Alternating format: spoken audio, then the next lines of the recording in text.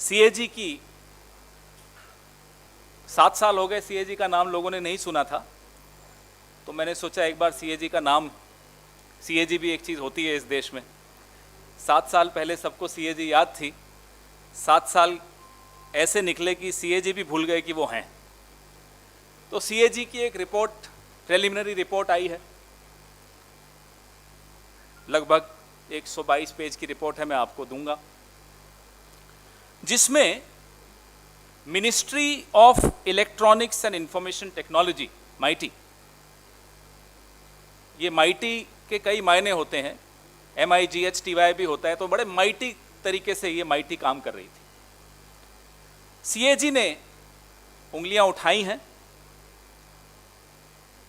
कि 2019 की जुलाई से लेकर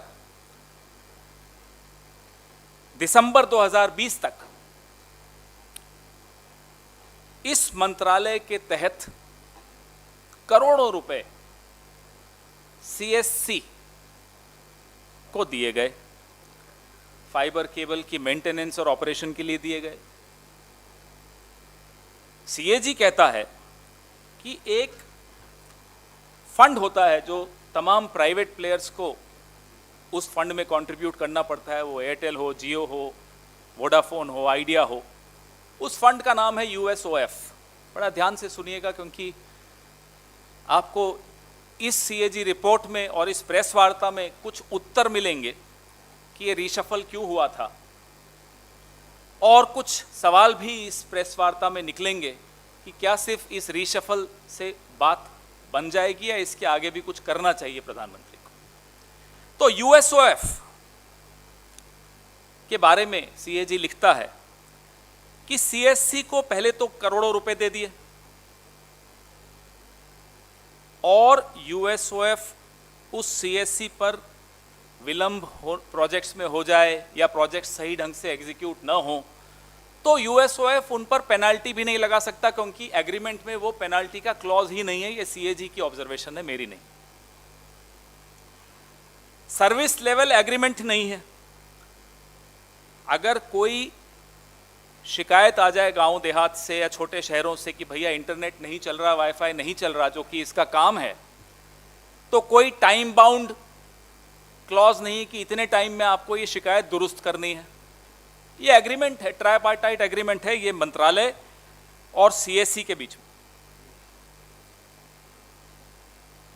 अब आपको हम बताएं कि ये सीएजी ने तो चलिए एक रिपोर्ट हिम्मत दिखा के एक प्रिलिमिनरी रिपोर्ट दे दी, कुछ अखबारों ने, एक आध ने हिम्मत दिखा के थोड़ी बहुत छाप दी, सिंगल कॉलम, 2 कॉलम, 1.5 कॉलम, लेकिन इसमें बदबू किस बात की आती, यह जरूरी है जानना। डिपार्टमेंट ऑफ टेलीकम्युनिकेशन, दूरसंचार विभाग, पिछले 1.5-2 सालों से लगातार प्राइवेट पार्टी को, अलग अलग प्राइवेट पार्टीज को बिना टेंडर के ठेके दे रहा था, बड़े बड़े ठेके दे रहा था। और किस तरीके से दे रहा था?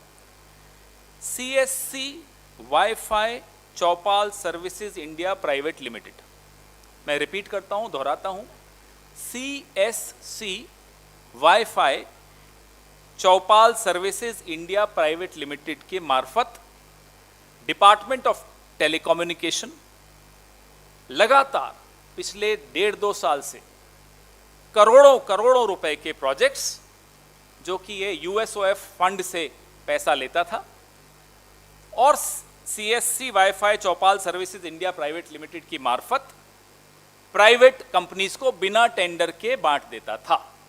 ये तो जिस्ट है, ये तो है निचोड़ पूरी कहानी का।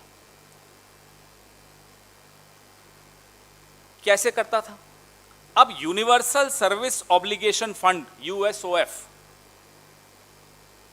ये नए प्रोजेक्ट्स बनाता था, प्रपोजल बनाता था,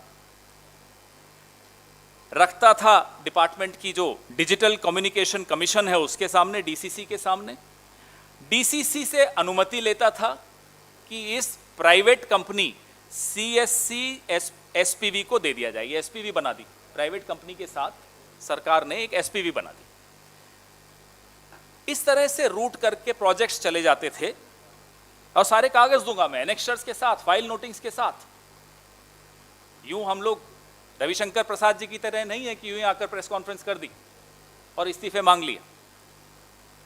हम आपको फाइल नोटिंग्स के साथ, और सीएजी रिपोर्ट तो चलिए एक उसका छोटा सा अंग है,